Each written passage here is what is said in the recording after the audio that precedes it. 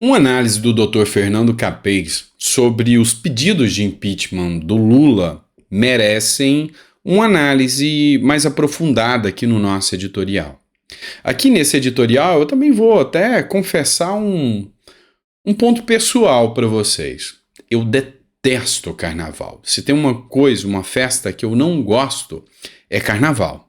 Mas se eu não gosto, eu não tenho que ir. Você concorda comigo? É simples. Posso reclamar. Eu não gosto, eu não vou. Mas eu também não quero bancar isso com dinheiro público. Principalmente quando eu vejo que esse tipo de evento, carnaval, banca agressões ao cristianismo, fazendo coisas desastrosas, como, por exemplo, colocar um demônio torturando Jesus, colocando uma pessoa trans como se fosse Jesus Cristo com cenas obscenas. Esse tipo de coisa não me agrada. E eu não quero bancar isso com dinheiro público. E muito menos homenagear o Sérgio Cabral, que é um réu confesso, com o dinheiro público do pagador de impostos. É isso mesmo que vai acontecer e a gente vai falar um pouco sobre isso aqui nesse editorial. Então seja muito bem-vindo, é sempre um prazer ter você aqui. Tenho que mendigar? Tenho. Inscreva-se, curta, compartilhe. Se eu não pedir, se você não der o like, o YouTube não manda para mais pessoas. Então ele não compartilha porque acha que o vídeo não tem engajamento. Então dá uma força pra gente. Se não é inscrito, inscreva-se. A gente está indo bem aí em crescer essa família que faz parte desse canal aqui. E a gente tenta, ao máximo, fazer um trabalho sério para vocês com a maior independência possível.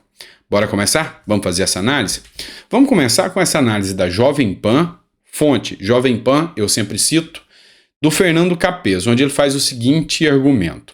Os pedidos de impeachment demonstram que Lula, do PT, não está conseguindo unir o país. E aqui ele faz uma análise bem interessante, que Lula, até o presente momento, já é alvo de 10 pedidos de impeachment, ou seja, mais do que todo o período dos 2 mandatos iniciais dele nos anos anteriores. Ou seja, prova que o eleitor que colocou muitos deputados e senadores lá cobram a pressão e o pedido de impeachment do Lula. A grande questão é, Lula entrou com o discurso de que pacificaria o país. Opa, eu vou governar para todos, eu não vou entrar com uma briga polarizando ainda mais e vou fazer pelo país. E foi o contrário. Lula já entrou falando em aborto, colocando uma ministra que já falou em aborto, que quer legalizar o aborto, já entrou buscando briga com evangélicos e com o agro, que é o motor econômico do país, afagando o MST, trazendo um ditador para o Brasil, afagando com honras de Estado, que é o Nicolás Maduro, fazendo acenos à Rússia, atacando a Ucrânia com palavras descabidas. Enfim, Lula começou do jeito todo errado.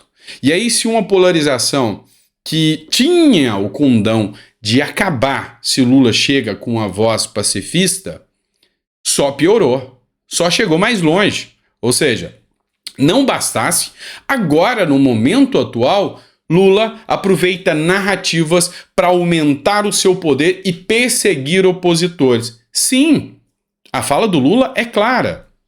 Tratar pessoas que pensam diferente como animais e ainda extirpando-os. Eu estou falando do caso Mantovani relativo à briga ou à discussão com Alexandre de Moraes. O que Lula não imaginava, e agora eles têm que manter a narrativa para não ficar tão feio, é que não é bem do jeito que eles imaginavam. Na narrativa, parecia um grupo de bolsonaristas se juntando para atacar e agredir o Alexandre de Moraes. E ao que parece, o que a imprensa está noticiando agora, o assunto é diferente.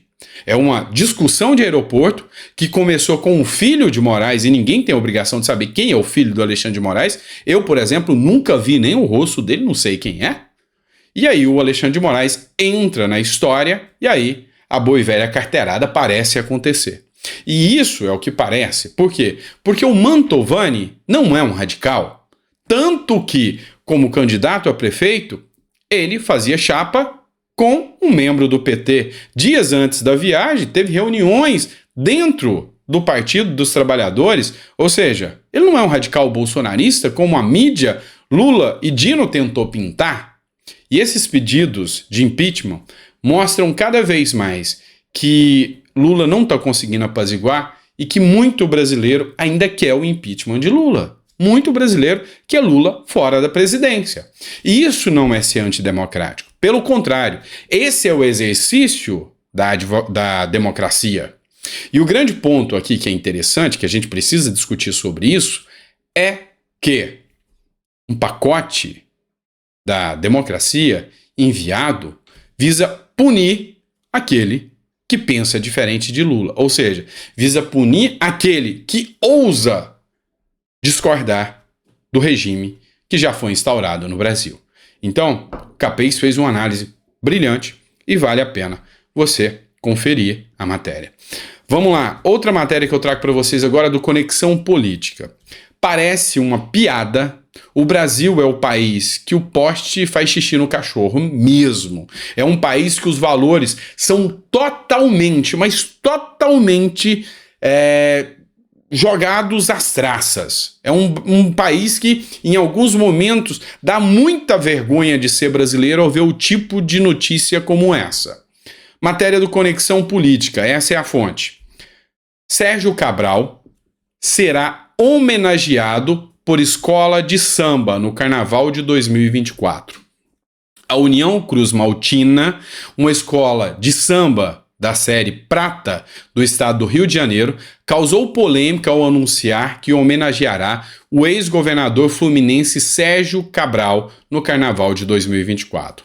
Cabral, que é réu confesso, foi condenado a quase 400 anos de prisão em mais de 20 processos por corrupção e outros crimes durante sua gestão como governador do estado entre 2007 e 2014. Eis minha análise jurídica sobre o fato. Nós temos uma Constituição, se é que ainda vale, e essa Constituição tem um artigo específico, o artigo 37. E no artigo 37 ela traz princípios da administração pública e princípio do dinheiro público. E esse tipo de escola de samba não é bancada com dinheiro privado, é bancada com dinheiro público. E nesses princípios, princípios da legalidade, impessoalidade, moralidade, publicidade e eficiência. E aí, se a gente fala em moralidade, você acha, e você vai me responder nos comentários, é moral você homenagear um réu confesso que saqueou os cofres públicos e que deixou milhões de pessoas com menos saúde, com menos segurança, com menos infraestrutura, com menos alimentação, com menos educação, com menos tudo aquilo que o Estado deveria te dar porque ele te rouba ao cobrar os impostos abusivos e esse dinheiro não vai para você.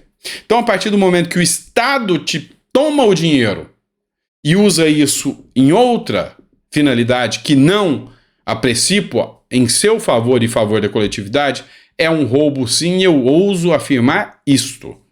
Então, meu amigo, minha amiga, eis mais um dos motivos pelo qual eu detesto o carnaval, porque não dá para misturar muito o carnaval com moralidade.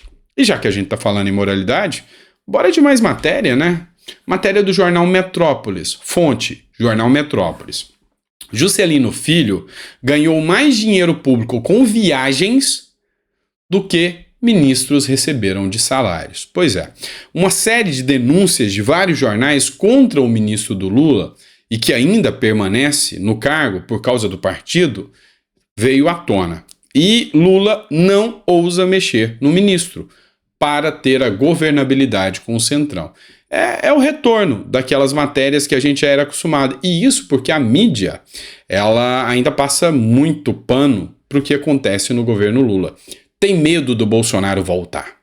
O Reinaldo Azevedo ele fez uma postagem que não é crível que o Alexandre de Moraes possa ser questionado numa briga que ele chegou e ofendeu as pessoas no aeroporto. Até porque tem muito jornalista questionando isso. Parece que gostava de apanhar do Bolsonaro. Ou seja, peraí, para não apanhar do Bolsonaro, você tem que mentir sobre uma situação ou não expor a verdade sobre os fatos? Oh, meu Deus, faz isso não. Vamos ter honestidade intelectual. Até o mês de junho, de acordo com dados do Portal da Transparência, o ministro Juscelino, do União Brasil, Maranhão, gastou R$ 222.525,42, mais de R$ 250 mil, em viagens a serviço da pasta das comunicações. Na média significativa, que a autoridade gastou mais de 37 mil por mês com passagens internacionais e diárias em hotéis. Sem contar as denúncias de uso dos aviões da FAB, que entram como diária para ir embora para casa. Pois é, eu estou em Brasília, pego um avião da FAB, vou para o meu estado, para o Maranhão, chego lá, tem um chofer me esperando, vida de rei, vida de Marajá. Esse é um grande problema do dinheiro público brasileiro. Esse é um grande conflito da moralidade pública e dos gastos exorbitantes com o dinheiro público. Bora mudar de assunto, trago para vocês agora uma matéria da revista Oeste. Vamos lá. Revista Oeste. Flávio Dino compara Alckmin a Fidel Castro e o chama de camarada. O ministro da Justiça e Segurança Pública, Flávio Dino, comparou o vice-presidente Geraldo Alckmin ao ditador cubano Fidel Castro. Dino fez analogia em tom de brincadeira, na última sexta-feira, enquanto citava os ministros do governo federal, que haviam sido governadores. A declaração ocorreu durante evento em que o presidente Luiz Inácio Lula da Silva assinou o decreto que prevê novas regras para aquisição e porte de armas no Brasil. Abre aspas. Quase um Fidel Castro. 4 mandatos lá, afirmou Dino, camarada Alckmin, não sei quantos mandatos em São Paulo. A grande questão é que esse tipo de comparação, esse tipo de uso, parecem sinais de como eles querem ver a política a partir de então. Lula já fala que quer mais um mandato.